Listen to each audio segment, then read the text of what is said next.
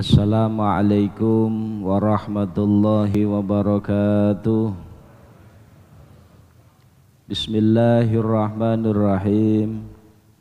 Innal hamdalillah nahmaduhu wa nasta'inuhu wa nastaghfiruh wa na'udzu billahi min syururi anfusina wa min sayyiati a'malina may yahdihillahu fala mudhillalah wa may yudlil fala hadiyalah. Wassalatu wassalamu ala man la nabiyya ba'da habibina syafi'ina qurrati a'yunina Muhammadin sallallahu alaihi wasallam wa ala alihi wa sahbihi wa man tabi'ahum bi ihsanin ila yaumiddin. Amma ba'du, fala haula wala quwwata illa billahil aliyil azim. Hadratal muhtaramin, para kiai, para bini sepuh ingkang kawula mulyakaken, orang tua kita panjenenganipun Abah Haji Haryanto dalah keluarga besar Masjid Ar-Rahman, para jamaah sholat subuh Masjid Ar-Rahman, ugi para pendengar radio Mayangkara FM. Pertama, monggo kita sareng-sareng manjataken raos puji syukur dhateng ngersanipun Allah Subhanahu wa taala. Dene menapa enjing niki alhamdulillah kita sedaya taksih dipun paringi Allah taala nikmat ingkang kathah sanget, nikmat ingkang ageng arupi nikmat iman Islam, nikmat sehat.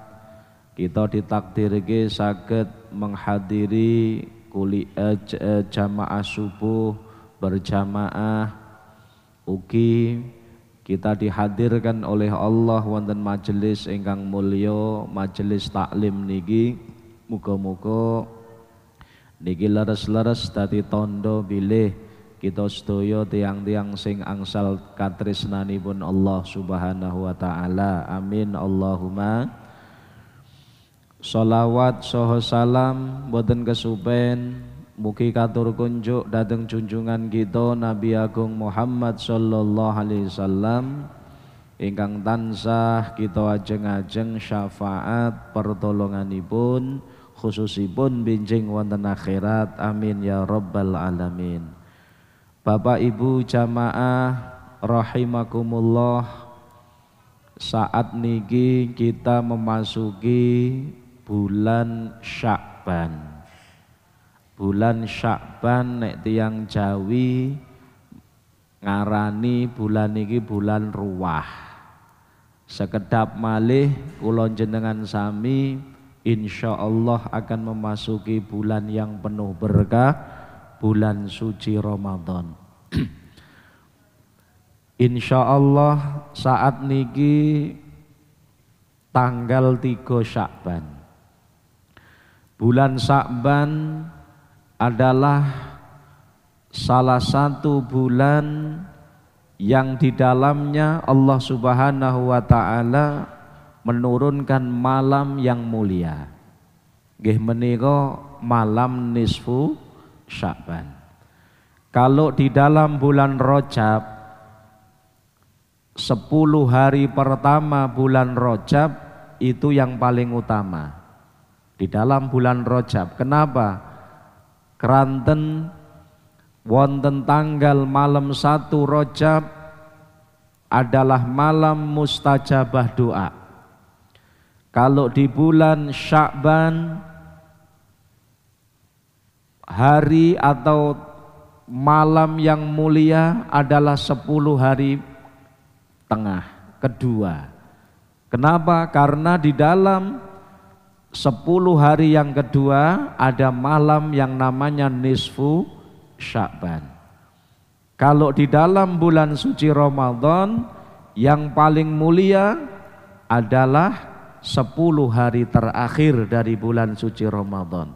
Karena di sana ada ampunan Allah Subhanahu wa taala, idkun minan nar, dan juga terdapat malam yang penuh berkah lebih baik daripada 1000 bulan, yaitu Lailatul Qadar.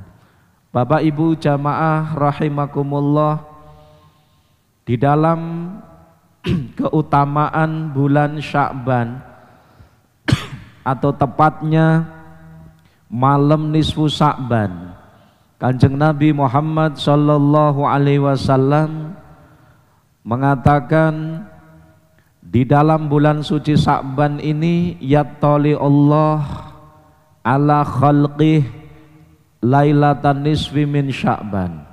Allah Subhanahu wa taala memperhatikan hambanya, makhluknya pada malam nisfu Sya'ban.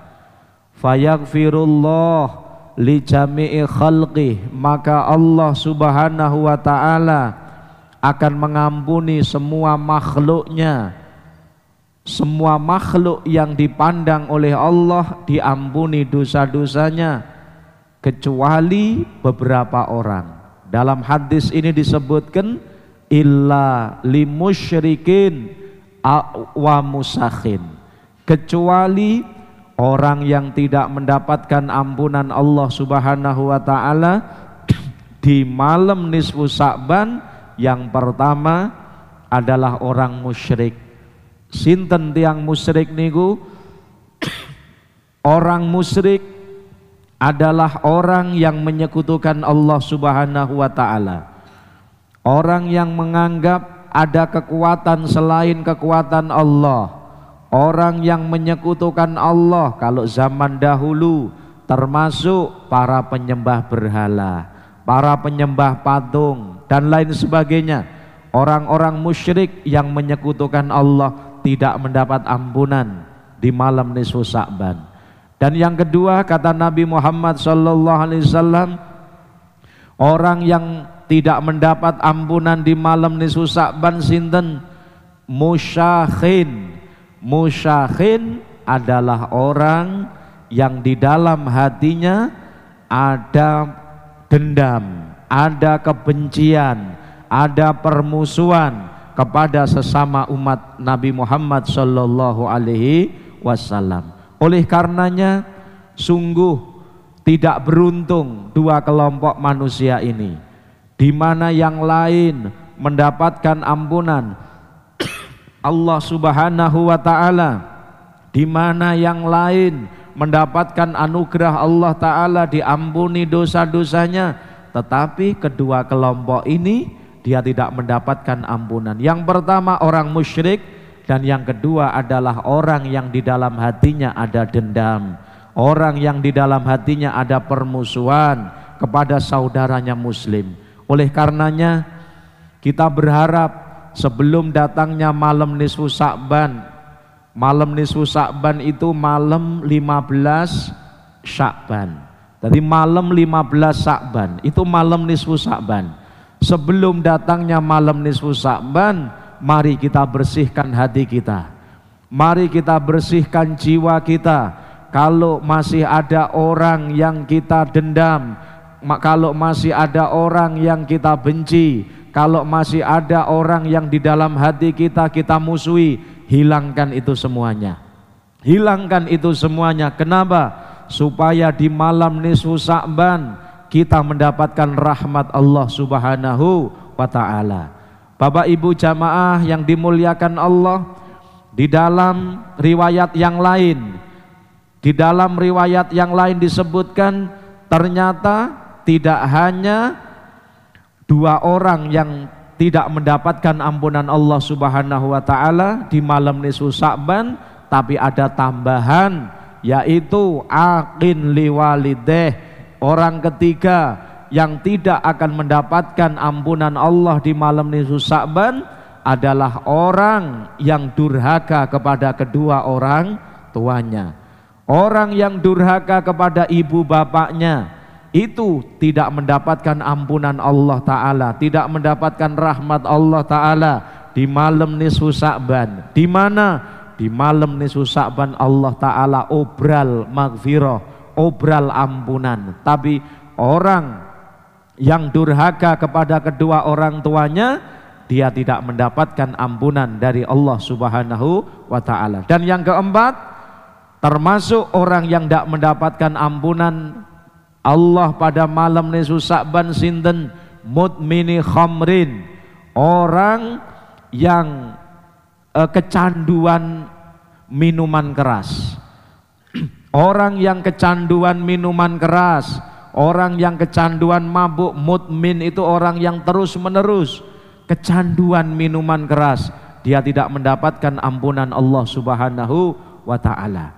Bapak Ibu sedaya ingkang kula hormati,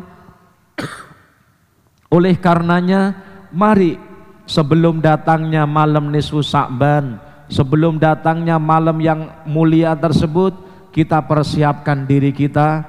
Bukankah Allah Subhanahu wa Ta'ala di setiap hari, di setiap waktu itu menurunkan nafahat, keberkahan. Mari kita semuanya menghadang keberkahan Allah Subhanahu wa Ta'ala dengan apa? Dengan memperbanyak ibadah, dengan memperbanyak zikir, dengan memperbanyak sholat berjamaah, dengan memperbanyak iktikaf dan lain sebagainya.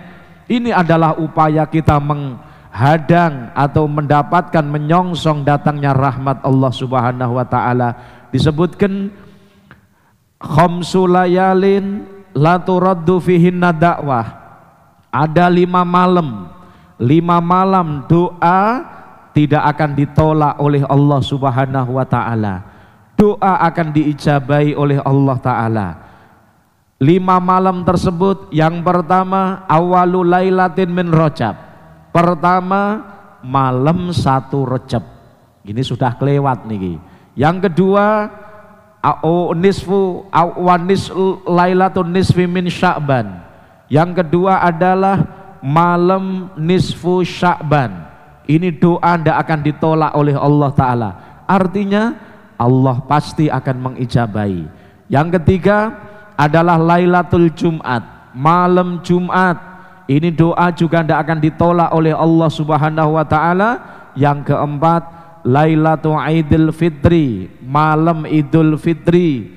Dan yang kelima adalah Lailatul Idul Adha, malam Idul Adha. 5 malam ini kita perhatikan, doa tidak akan ditolak oleh Allah Subhanahu wa Ta'ala. Dan yang akan dekat ini kita akan berada, akan menemui malam nisfu Sya'ban, yang oleh Atha bin Yasar disebutkan malam nisfu Sya'ban adalah malam termulia setelah malam Lailatul Qadar. Jadi Atha bin Yasar mengatakan tidak ada malam yang lebih mulia di sisi Allah Subhanahu wa Ta'ala setelah Lailatul Qadar kecuali malam nisfu Sya'ban. Oleh karenanya mari kita menyongsong malam tersebut dengan tadarru, dengan ibadah kepada Allah Subhanahu wa Ta'ala. Jangan kita tinggalkan membaca Al-Quran di malam itu, jangan kita tinggalkan bersolawat kepada Nabi di malam itu, jangan kita tinggalkan berzikir kepada Allah Subhanahu wa Ta'ala di malam itu, jangan tinggalkan ibadah berdoa kepada Allah di malam itu. Kenapa? Karena malam tersebut adalah malam yang penuh rahmat, malam penuh maghfirah. Allah Ta'ala memandang hambanya dengan pandangan khusus, pandangan rahmat. Kalau memandang makhluknya, setiap saat Allah memandang makhluknya. Tapi ketika disebutkan yattali'u, Allah memandang di malam nisfu Sya'ban kepada hamba-hambanya, yang dimaksud adalah pandangan khusus. Allah memandang makhluknya di malam nisfu Sya'ban dengan pandangan khusus, yaitu pandangan maghfirah, pandangan rahmat. Mudah-mudahan kita semuanya mendapatkan rahmat Allah, ampunan Allah di malam nisfu Sya'ban tersebut. Amin Allahumma. Bapak Ibu sedaya ingkang kula hormati, di malam nisfu Sya'ban juga disebutkan di bulan Sya'ban itu bulan di mana Allah Subhanahu wa taala menurunkan perintah bersolawat kepada Nabi Muhammad sallallahu alaihi wasallam. Ada satu ayat Allah Subhanahu wa taala menyebutkan innallaha wa malaikatahu yusholluna 'alan nabi ya ayyuhalladzina amanu shallu alaihi wasallimu taslima. Innallaha, sesungguhnya Allah Subhanahu wa taala, wa malaikatahu, dan malaikat-malaikat Allah, yusholluna, Allah dan para malaikat bersolawat. Dalam ayat ini menggunakan sighat fi'il mudhari'. Fi'il mudhari' niku zamane adalah zamanul hal wal istiqbal. Artinya apa? Allah selamanya akan membaca solawat kepada Nabi Muhammad SAW. Malaikat selamanya akan membaca solawat kepada Nabi Muhammad Sallallahu Alaihi Wasallam. Innallaha wa malaikatahu yusholluna 'alan nabi ya ayyuhalladzina amanu. Lalu Allah Subhanahu wa taala memerintahkan kepada kita. Siapa yang diperintah oleh Allah? Setiap orang yang beriman. Wahai orang-orang yang beriman, kata Allah, sallu alaihi wasallimu taslima. Bersolawat salamlah kalian semua kepada Nabi Muhammad sallallahu alaihi wasallam. Bapak Ibu jamaah yang dirahmati Allah, betapa agungnya Nabi Muhammad sallallahu alaihi wasallam di hadapan Allah taala. Sebab satu-satunya ibadah yang Allah memerintahkan dan Allah ikut melaksanakan adalah sholawat. Kalau Allah memerintahkan sholat, Pak, Allah memerintahkan sholat, tapi Allah tidak sholat. Allah memerintahkan puasa, Allah tidak berpuasa. Allah memerintahkan haji, Allah tidak haji. Allah memerintahkan zakat, Allah tidak zakat. Tapi kalau Allah memerintahkan sholawat, Allah juga melakukannya. Ini menunjukkan betapa agungnya sholawat itu. Di dalam ayat tersebut diawali dengan innallaha, dengan taukid, sesungguhnya Allah Subhanahu wa taala bersolawat kepada Nabi Muhammad. Malaikat juga begitu. Kita harus ingat sholatullah ala nabi rahmatuhu al-makrunah bita'zimlah. Kalau Allah bersolawat kepada kanjeng Nabi, itu artinya Allah senantiasa memberi rahmat. Memberi rahmat, rahmatuhu al-makrunah bita'zimlah. Jadi Allah Ta'ala selalu terus menerus memberi rahmat kepada Nabi Muhammad sallallahu alaihi wasallam, terus menerus, yang disertai dengan mengagungkan Nabi Muhammad sallallahu alaihi wasallam. Ini luar biasa. Menawi kita pahami ayat niki subhanallah luar biasa, Pak. Yang mana Allah memberi rahmat disertai mengagungkan Nabi Muhammad. Kalau napa niku bawahan hormat kepada atasan wajar. Tapi kalau atasan nggih termasuk hormat kepada bawahan, itu yang istimewa. Allah Subhanahu wa taala sang pemilik langit bumi seisinya, Allah yang menciptakan makhluk, Allah yang memiliki alam semesta ini, bersolawat kepada Nabi, memberi rahmat kepada Nabi, yang disertai dengan mengagungkan Nabi Muhammad SAW. Ini luar biasa. Kalau kanjeng Nabi mengagungkan Allah itu wajar, tapi kalau Allah memberikan rahmat kepada Nabi yang disertai dengan mengagungkan, ini yang luar biasa, menunjukkan betapa tingginya derajat Nabi kita Muhammad sallallahu alaihi wasallam. Yang kedua, malaikat bersolawat kepada Nabi, maknanya adalah al-istighfar. Malaikat senantiasa memintakan ampunan untuk Nabi Muhammad sallallahu alaihi wasallam. Kita tahu Nabi Muhammad tidak punya dosa. Nabi Muhammad adalah maksum. Maksum itu terjaga dari dosa.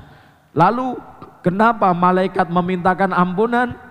Kalau orang yang tidak punya dosa seperti Nabi Muhammad SAW, maka sholawat malaikat ini adalah menambah keberkahan, menambah derajat Nabi Muhammad sallallahu alaihi wasallam, bukan lagi menghapus dosa. Kenapa? Karena Nabi Muhammad tidak punya dosa. Innallaha wa malaikatahu yusholluna 'alan nabi ya ayyuhalladzina amanu. Lalu Allah Subhanahu wa taala memerintahkan. Siapa yang diperintah Allah? Orang-orang yang hatinya ada iman. Kalau tidak ada iman tidak bisa, Pak. Kalau tidak ada iman tidak akan bisa, tidak diperintah oleh Allah. Maka yang dipanggil oleh Allah, yang diseru oleh Allah siapa? Wahai orang-orang yang beriman. Kenapa? Allah Maha tahu. Kalau tidak iman tidak akan kuat. Yang dipanggil Allah, yang diseru Allah dengan sholawat orang yang beriman. Orang yang tidak beriman tidak akan bisa. Sebagaimana dalam ibadah-ibadah yang lain seperti puasa. Coba kita perhatikan ayat yang menjelaskan masalah puasa. Ayat yang menjelaskan masalah puasa nopo? Ya ayyuhalladzina amanu kutiba alaikumusiyam kama kutiba alal ladzina min qablikum la'allakum tattaqun. Allah Subhanahu wa taala berfirman kepada Nabi Muhammad SAW, kepada kaum muslimin, kaum mukminin, ya ayyuhalladzina amanu, wahai orang-orang yang beriman. Yang dipanggil oleh Allah orang-orang yang beriman. Wahai orang-orang yang beriman, kutiba alaikumusiyam, diwajibkan atas kalian berpuasa, kama kutiba alal ladzina min qablikum, sebagaimana puasa diwajibkan atas umat-umat sebelum kalian, la'allakum tattaqun. Ini kalau perintah puasa, artinya apa? Ibadah itu tidak akan bisa dilakukan kecuali hanya orang yang beriman. Maka betapa banyak kita saksikan orang yang secara fisik sehat, secara fisik kuat, tetapi dia tidak kuat untuk puasa. Betapa banyak kita saksikan dia tidak melakukan puasa. Kenapa? Karena di dalam hatinya tidak punya iman. Tapi betapa banyak kita saksikan orang tua renta, orang tua yang ngapunten dengan membawa barang 5 kilo saja tidak kuat, tetapi puasa Ramadan dia melakukannya. Kenapa? Karena puasa itu bukan berdasarkan kekuatan, akan tetapi berdasarkan iman. Demikian pula Allah Subhanahu wa taala ketika memerintahkan untuk membaca sholawat, Allah mengawali ayatnya dengan ya ayyuhalladzina amanu, bukan ya ayyuhan nas, bukan ya ayyuhan nas, tetapi ya ayyuhalladzina amanu, wahai orang-orang yang beriman, kata Allah. Yang tidak beriman tidak dipanggil oleh Allah Ta'ala. Bersolawat salamlah kalian kepada Nabi Muhammad sallallahu alaihi wasallam. Maka orang yang lidahnya, bibirnya basah membaca solawat kepada Nabi adalah tanda kalau dia itu orang yang beriman. Maka melalui ayat ini mari kita tumbuhkan rasa senang kita untuk membaca solawat kepada Nabi Muhammad sallallahu alaihi wasallam. Maka sampai oleh ulama disebutkan bahwa bulan Sya'ban adalah bulan solawat. Kenapa?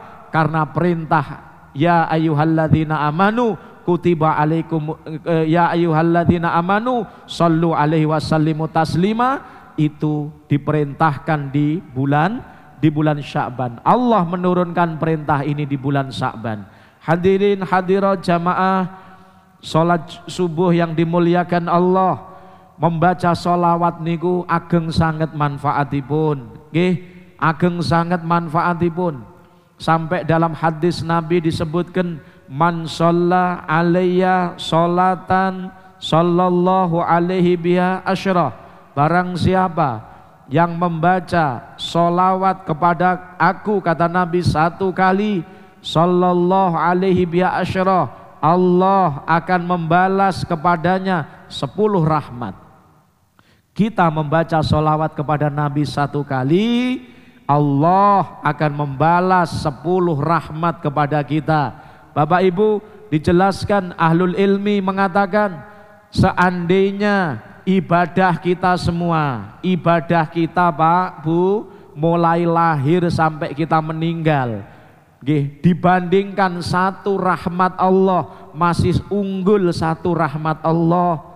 Ibadah kita mulai lahir sampai wafat dibanding dengan satu rahmat Allah masih unggul satu rahmat Allah Subhanahu wa ta'ala. Kenapa?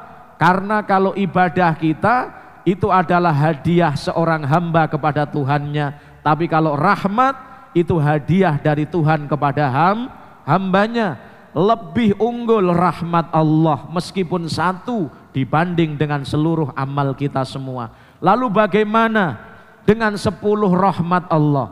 Bagi orang yang membaca satu sholawat kepada Nabi Muhammad, janji Nabi Nabi sallallahu alaihi biya asyrah, Allah akan membalasnya dengan 10 kali rahmat. Setiap satu sholawat kita, Allah memberi rahmat kita 10. Kalau kita membaca 2 sholawat, maka Allah memberi 20 rahmat. Kita membaca 3 sholawat, Allah memberi kita 30 rahmat. Kita membaca 100 kali sholawat kepada Nabi sehari semalam, Allah akan memberikan kita 1000 rahmat dan lain sebagainya. Sungguh beruntung orang yang di dalam dirinya bisa mengamalkan sholawat kepada Nabi Muhammad SAW. Maka ayo di bulan Sya'ban ini kita tumbuhkan, kita basahkan bibir kita untuk bersolawat kepada Nabi Muhammad SAW. Agar apa? Agar kita semuanya mendapatkan rahmat Allah Subhanahu wa ta'ala. Para ulama menjelaskan Nabi Muhammad itu Pak Bu ibaratnya gelas empun bek toyani. Kanjeng Nabi itu ibarat gelas wadah itu sampun kebak toyonipun, banyune pun bek. Kalau kita baca sholawat kepada Nabi itu artinya kita menuangkan air ke dalam wadah yang sudah penuh, pasti akan lober. Loberan ini loberan rahmati Allah Ta'ala akan kembali kepada orang yang membacanya. Jadi kalau kita membaca sholawat kepada Nabi, jangan punya anggapan, wah Nabi butuh sholawatku. Tidak, sebenarnya Nabi tidak butuh sholawat kita sebenarnya, tetapi kita yang butuh rahmat dari Allah Subhanahu wa ta'ala. Kalau kita membaca sholawat kepada Nabi, itu artinya rahmatnya Allah akan kembali kepada kita. Satu bacaan sholawat itu Allah membalasnya dengan 10 rahmat. Beruntung sekali orang yang oleh Allah diberikan taufik hidayah sehingga lisannya tidak kering, lisannya basah terus dengan membaca sholawat kepada Nabi Muhammad SAW.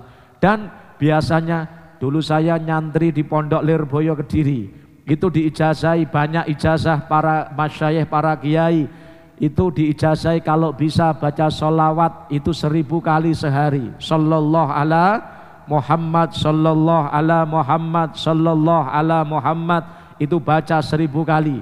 Maka Allah Subhanahu wa ta'ala akan memberikan kita keberkahan rizki, rizki jasmani, rizki maknawi, rizki rohani. Itu akan diberikan Allah kepada kita, orang yang mau membaca sholawat kepada Nabi Muhammad Sallallahu Alaihi Wasallam.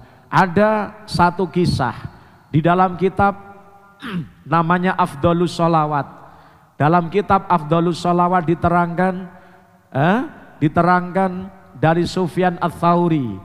Sufyan Ats-Tsauri berkata, Sufyan Ats-Tsauri seorang ulama besar, beliau berkata, ketika aku melakukan haji, aku tawaf di Ka'bah, mengelilingi Ka'bah 7 kali. Kemudian ketika aku mengelilingi Ka'bah, ketika aku tawaf, saya tidak melihat kecuali seorang lelaki. Saya melihat seorang lelaki. Lelaki tersebut tidak melangkahkan kakinya untuk tawaf ke Baitullah, kecuali yang dibaca hanya sholawat. Ketika tawaf sing diwaca namung sholawat Pak. Ketika sa'i antara Sofa sampai Marwah yang dibaca hanya sholawat. Ketika wukuf di tanah Arafah yang dibaca hanya sholawat. Jadi semua ritual haji dia hanya membaca sholawat, tidak zikir, tidak tasbih, tidak apa-apa, yang dibaca hanya sholawat. Sufyan Ats-Tsauri ini heran, lalu beliau bertanya kepada laki-laki tersebut, ya hada, wahai laki-laki, wahai rajul, apa sirinya? Kenapa kamu mulai dari tawaf yang kamu baca hanya sholawat, kamu sa'i sing kok waca mung sholawat, kamu wukuf di Arafah yang kamu baca hanya sholawat. Jadi semuanya niku sing diwaca namung sholawat, dungane mung sholawat. Apa sirinya? Lalu laki-laki yang ditanya tadi memandang Sufyan Tsauri sambil bertanya, man anta, panjenengan sinten? Panjenengan sinten? Lalu dijawab, anna Sufyan Ats-Tsauri, kulo Sufyan Ats-Tsauri. Maka laki-laki ini mengenalnya, pernah mendengar nama Sufyan Tsauri, seorang ulama. Lalu dia mengatakan, andaikan engkau bukan seorang ulama, andaikan engkau bukan orang yang alim, tokoh, aku tidak akan menceritakan siri ini kepadamu wahai Sufyan Tsauri, tapi karena engkau adalah ulama, karena engkau adalah salah seorang ulama, aku menceritakannya. Begini ceritanya. Dulu katanya, dulu sebelum ini saya pernah haji, pernah berangkat haji bersama orang tuaku, bersama bapakku.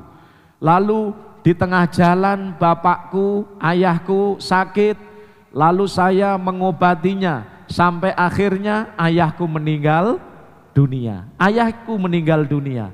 Lalu di tengah malam itu ayahku meninggal dunia. Yang membuatku lebih susah lagi ketika meninggal dunia, faswadda wajhu, wajah bapak saya tadi menghitam. Jadi wajahnya menghitam, asali putih malih menghitam, hitam kelam. Lalu aku selimuti tubuh bapakku yang wajahnya menghitam dengan selembar kain. Lalu saya tertidur di sampingnya. Dalam tidur saya bermimpi ada seorang lelaki yang tampan sekali, yang ganteng sekali, berwajah tampan, ganteng, wangi, memakai pakaian yang bersih sekali. Lalu dia datang menghampiri bapak saya. Dia membuka kain yang menutup wajah bapak saya. Lalu laki-laki yang tampan tadi mengusap wajah bapak saya. Lalu setelah itu subhanallah, setelah diusap tersebut, wajah bapak saya kembali cerah, kembali bening, bersih, bahkan lebih bersih dari sebelumnya. Lalu setelah mengusap wajah bapak saya, laki-laki tersebut ingin pergi. Lalu saya gandoli pucuk kelambinya. Saya gandoli pucuk kelambinya. Lalu saya bertanya kepadanya, man anta, panjenengan sinten wahai kisana, panjenengan sinten? Panjenengan sinten kok panjenengan kersa rawuh mriki ngusap wajahe bapak kula? Panjenengan sinten? Maka laki-laki yang tampan yang mengusap tadi menjawab, awama ta'rifuni? Apakah kamu tidak mengenaliku nak? Apakah kamu tidak mengenaliku nak? Ana Muhammad bin Abdullah sahibul Quran. Aku adalah Nabi Muhammad sallallahu alaihi wasallam yang Al-Quran diturunkan kepadaku. Lalu subhanallah, mendengar kalau yang datang itu adalah Nabi Muhammad sallallahu alaihi wasallam, maka laki-laki niki, anaknya niki menangis, ya Rasulullah, bagaimana ceritanya kok panjenengan rawuh mriki ya Rasulullah? Kenapa engkau mengusap wajah ayah saya? Bagaimana ceritanya ya Rasul? Maka Nabi Muhammad menjelaskan, wahai nak, ayahmu sesungguhnya inna waliduk, sesungguhnya ayahmu itu dahulu musrifun ala nafsi, dia itu sering menuruti hawa nafsunya. Ayahmu dulu ketika masih hidup banyak melakukan salah, nuruti hawa nafsu, makanya ketika wafat wajahnya menghitam. Makanya ketika wafat wajahnya menghitam. Kenapa? Karena musrifun ala dzunub, musrifun ala nafsi. Ayahmu dulu ketika hidup sering nuruti hawa nafsunya. Tetapi kata Nabi, tetapi meskipun demikian ayahmu banyak membaca sholawat kepadaku. Kata Nabi Muhammad SAW, ayahmu banyak membaca sholawat kepada Nabi. Hampir tidak ada waktu kecuali ayahmu membaca sholawat kepadaku. Lalu ketika datang sakaratul maut, malaikat Israel datang menghampiri, ayahmu minta bantuanku, minta syafaatku. Apa kata Nabi? Aku akan mensyafaati, akan menolong siapapun orang yang meminta bantuan kepadaku. Aku akan menolong setiap orang yang membaca sholawat kepadaku, kata Nabi Muhammad sallallahu alaihi wasallam. Subhanallah. Lalu akhirnya Bapak Ibu sedaya, laki-laki ini terbangun dari tidurnya. Lalu dia segera menuju jenazah orang tuanya yang tadi menghitam. Subhanallah, setelah dibukanya wajah bapaknya, subhanallah, wajah bapaknya itu sudah kembali putih bersih sebagaimana yang dilihat dalam mimpi tersebut. Itulah alasannya setelah kejadian itu laki-laki tersebut tidak melangkahkan kakinya bahkan ke Baitullah, tawaf, sa'i, wukuf, kemanapun dia melangkah kecuali yang dibaca hanya sholawat kepada Nabi Muhammad sallallahu alaihi wasallam. Mudah-mudahan kisah ini mampu membangkitkan kita untuk senang membaca sholawat kepada Nabi Muhammad SAW sebagai bukti tanda cinta kita kepada Nabi Muhammad SAW. Bukankah Nabi Muhammad mengatakan, man ahabba syai'an akthar min dzikri, barang siapa yang cinta kepada sesuatu pasti dia akan banyak menyebut orang yang dicintainya. Kita cinta kepada Nabi, maka ayo kita perbanyak bersolawat kepada Nabi Muhammad sallallahu alaihi wasallam. Mugi-mugi kita sedaya angsal rahmatipun Allah Subhanahu wa taala. Amin Allahumma amin. Matur suwun Gus Anang. Selanjutnya kami persilahkan kepada para jamaah untuk bertanya. Monggo. Depan Mas Darul.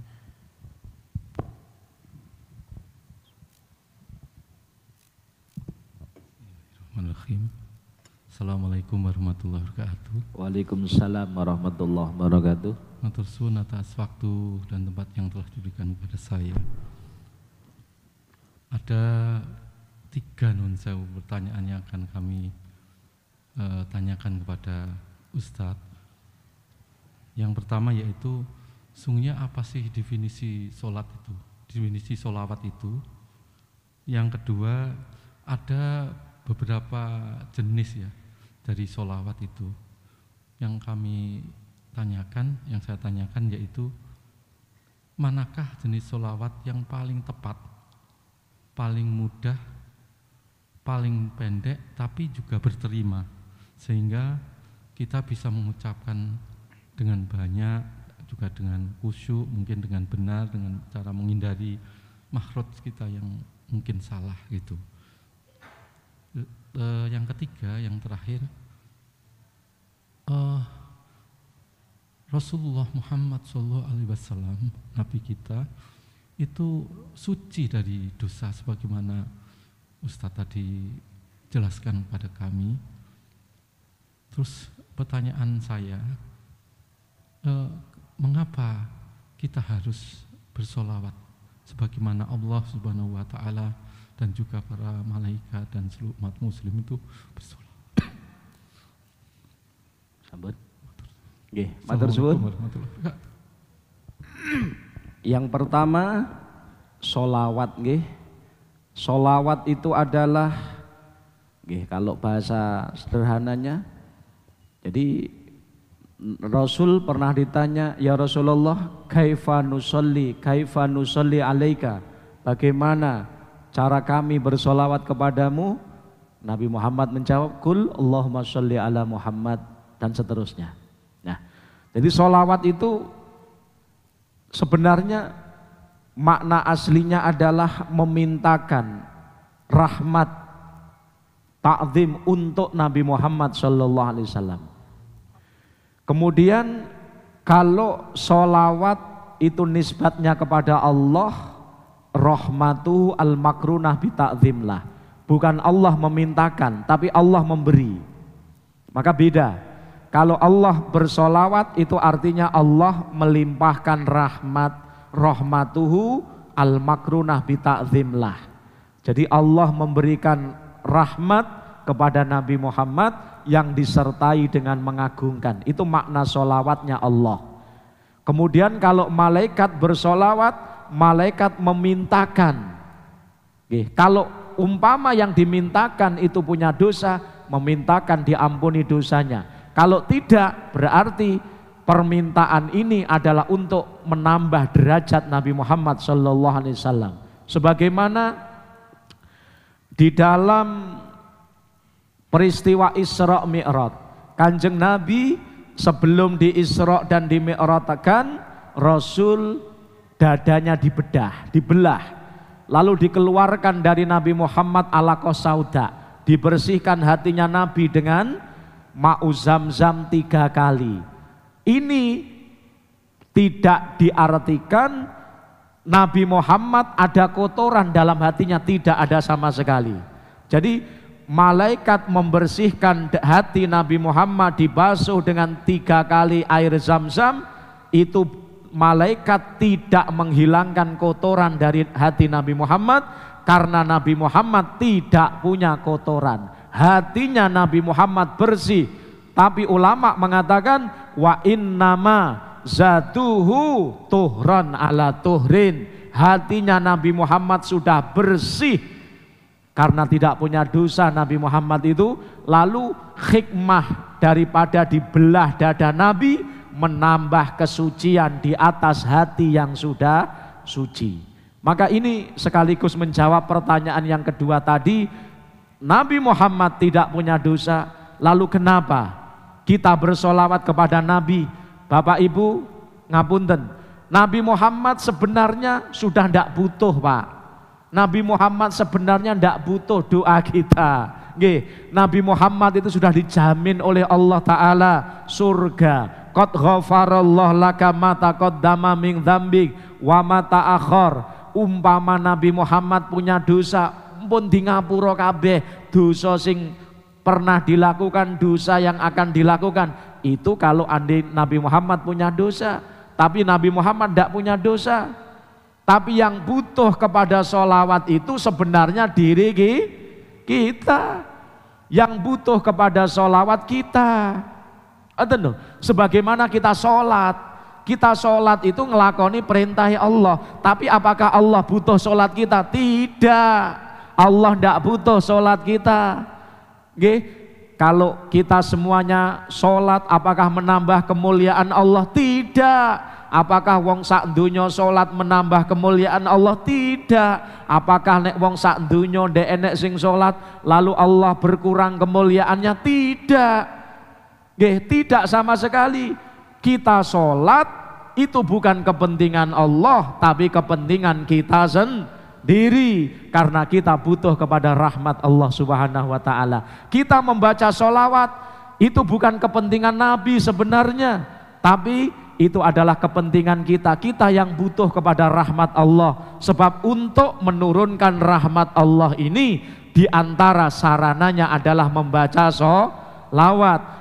Nabi mengatakan, man sholla alayya sholatan, barang siapa membaca 1 kali sholawat kepadaku, sallallahu alaihi biya asyra, Allah akan membalas 10 dia sholawat, 10 sholawat. Allah ketika bersolawat maknanya memberi rahmat. Berarti menawi kita gelem sholawat kepada Nabi 1 kali, Allah akan membalas 10 rahmat. Ini yang kita harapkan. Berarti sholawat itu bukan kepentingan Nabi sebenarnya, tapi kepentingan diri kita sendiri. Maka semakin banyak kita bersolawat kepada Nabi, semakin mulia derajat kita di hadapan Allah Subhanahu wa ta'ala. Lalu sigot sholawat niku memang macam-macam Pak Bu. Ada sigot yang makthurah. Makthurah itu memang yang datang dari Nabi Muhammad SAW.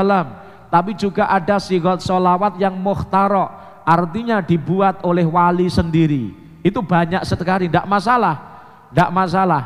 Tapi kalau jenengan tanglet solawat yang paling baik apa? Solawat Ibrahimiyat, solawat yang kita baca di dalam tahiyat akhir, yang kita baca dalam sholat itu solawat yang paling utama.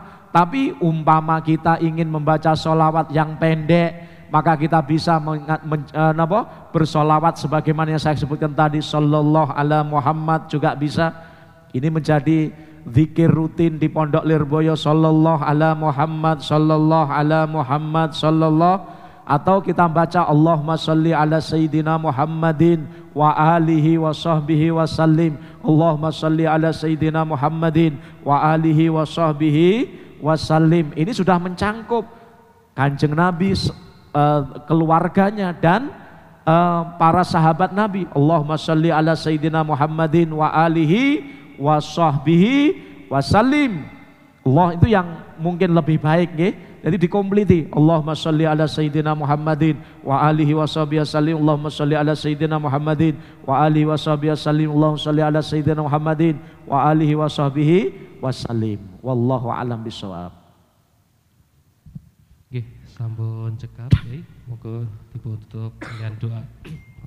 Insyaallah. Bapak Ibu sedaya, monggo pengaosan enjing menika kita tutup sesarengan kanthi donga nggih. Mugi-mugi sedaya sing rawuh lan sing mirengaken tansah diparingi berkah dening Allah Subhanahu wa taala. Mugi-mugi kita sedaya keluarga kita leres-leres tiyang sing ditresnani Allah diparingi nasib ingkang sae fid dunya wal akhirah. Kita mboten wangsul saking majelis menika kecuali beto rahmatipun Allah. Kita mboten wangsul saking majelis menika kecuali dosa-dosa kita disepuro kalih Allah Subhanahu wa taala. Lan mugi-mugi kita termasuk golongan tiang-tiang sing oleh kemuliaan, oleh rahmat, oleh magfirah Allah. Amin Allahumma. Allahumma salli ala Sayyidina Muhammad wa ala ali Sayyidina Muhammad. Alhamdulillahi Rabbil Alamin. Allahumma barik lana fi hayatina, Allahumma barik lana fi arzakina, Allahumma barik lana fi ulumina, Allahumma barik lana fi dzurriyyatina wa ahlina wa talamidina zaujatina auladina. Allahumma arzuqna ya Allah ilman nafi'a, amalan salihan maqbula. Allahumma a'inna ala dzikrika syukri wa husni ibadatik. Allahumma arham umat Sayyidina Muhammad. Allahumma aslih umat Sayyidina Muhammad. Allahumma ansur umat Sayyidina Muhammad. Allahumma farrij an umat Sayyidina Muhammad. Rabbana atina fid dunya hasanah, fil akhirati hasanah, qina adzabannar. Allahumma khtim lana bi husnil khatimah. Na'udzubika min su'ya. Sallallahu ala Sayyidina Muhammadin wa ala alihi wasallam. Alhamdulillah rabbil alamin.